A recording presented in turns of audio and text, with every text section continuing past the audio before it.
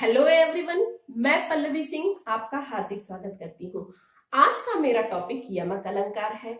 लेकिन यमक अलंकार स्टार्ट करने से पहले मैं आपको बताना चाहती हूँ कि अभी तक यदि आपने वीडियो को सब्सक्राइब नहीं किया है तो सबसे पहले जल्दी जल्दी इसको सब्सक्राइब कर लीजिए, बेल आइकन को जरूर प्रेस कीजिए, जिससे मेरे आगे आने वाले वीडियो के बारे में आपको जानकारी मिलती रहे।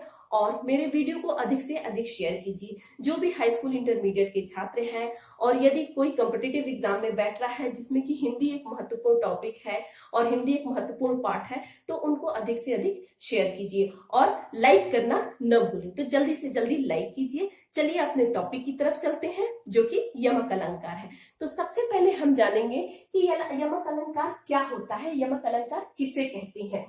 जहां एक ही शब्द दो या दो से अधिक बार आए किंतु उनका अर्थ अलग अलग हो, यमक अलंकार होता है।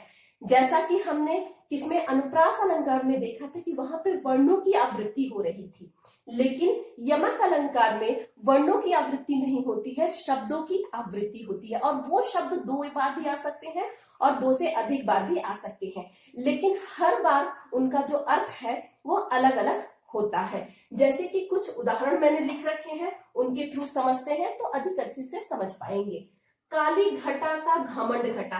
अब यहाँ पे देखिए, जो घटा है वो दो बार लिखा गया है, तो इन दो बार लिखने का अर्थ ये होगा कि घटा का अर्थ होता है बादल। ठीक है, आप भी मेरे साथ साथ चाहें तो लिख सकते हैं। यहाँ पे घटा का अर्थ बादल से होता है और यहाँ घटा का अर्थ होता है कम होना से। ठीक है, तो यहाँ कवि बादल के बारे में बोल रहे हैं कि जो काले बादल हैं वो घट गए हैं, कम हो रहे हैं। ठीक है, नेक्स्ट है कनक कनक ते 100 गुनी मादकता अधिकाय, या खाए बोरात या पाए बोराय।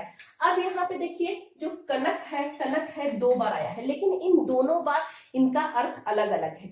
एक कनक का अर्थ क्या है, यहाँ पे धतूरे से है, और दूसरे कनक का अर्थ क्या है, सोने से है, स्वर्ण से है। ठीक है, तो जब भी हम धतूरा, जो कि एक तरह का फल बोलते हैं या एक तरह का पेय पदार्थ बोलते हैं, उसको जब खाते हैं या उसको पीते हैं तो क्या होता है, हम बौरा जाते हैं, हम पागलों जैसा बिहेवियर करने लगते हैं उसके नशे की वजह से। ठीक है, उसी तरह जब हमें सोना मिलता है, स्वर्ण मिलता है, तो उसको पाने से भी हमारे अंदर घमंड आ जाता है। ठीक है, तो जब हमारे अंदर घमंड और अहंकार आ जाता है तो हम बौराने लगते हैं, पागल जैसा बिहेव करने लगते हैं। तो यहाँ पे वही कवि ने लिखा है कि कनक कनक ते 100 गुनी मादक का अधिकाय, या खाए बोरात या पाए बोराय। तो यहाँ पे दोनों का अर्थ अलग अलग हो गया। एक का अर्थ क्या हो गया यहाँ पे, एक का अर्थ यहाँ पे धतूरे से हो गया फर्स्ट वन, और दूसरे का अर्थ यहाँ पे स्वर्ण से हो गया। आप भी लिख लीजिए मेरे साथ साथ। तीसरा है 3 बेर खाती थी 3 बेर खाती थी। ठीक है, अब यहाँ पे देखिए क्या रिपीट हो रहा है, 3 बेर 3 बेर। ठीक है, ठीक है, तो 3 का अर्थ तो 3 ही होता है। ठीक है, लेकिन यहाँ पर बेर का अर्थ डिफरेंट है।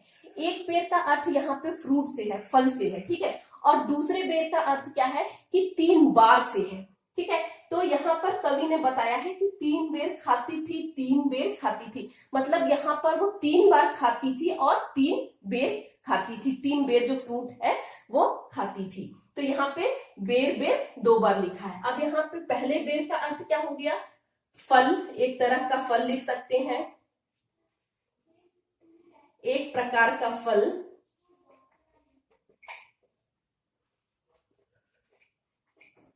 और 3 बेर का अर्थ होता है बार। ओके, 3 बार। भजन कहियो ताते भजियो भजियो न एको बार, दूरी भजन जाते कहियो सो तू भजियो गवार। अब यहाँ पे किन किन भजन का और भजियो का 2 बार आवृत्ति हुई है। ठीक है, तो यहाँ पे भजन का अर्थ क्या है, भजन का अर्थ भजने से है, भगवान की पूजा करने से है। ठीक है, आप लिख दीजिए पूजन या पूजा करना।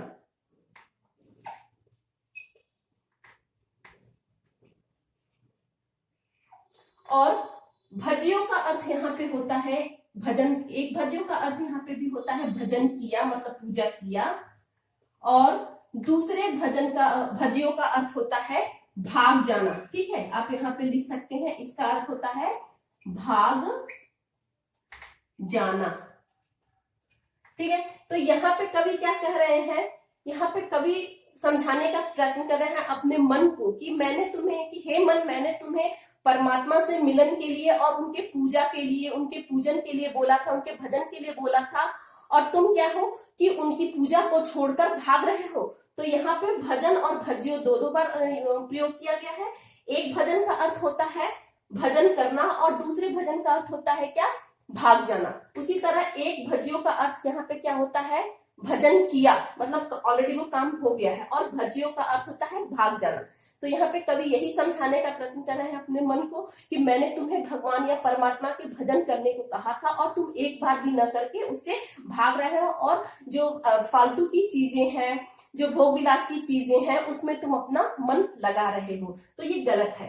तो ठीक है, यहाँ पे हमने उदाहरण के थ्रू समझा कि यहाँ पे जो शब्द तो एक ही है, ठीक है, लेकिन क्या है कि वो दो बार उनका प्रयोग किया गया है, दो बार उनकी आवृत्ति हुई है, या दो से अधिक बार उनकी आवृत्ति हुई है, और उनके अर्थ जो है वो अलग अलग है। तो जब भी हम ऐसे उदाहरणों को देखते हैं जिनके अर्थ अलग अलग होते हैं और शब्दों की आवृत्ति होती है, तो वहां पे हमारा यमक अलंकार होता है। तो चलिए अब अपने नेक्स्ट वीडियो की तरफ चलेंगे, जहां पे आपसे मुलाकात होगी। तब तक के लिए धन्यवाद।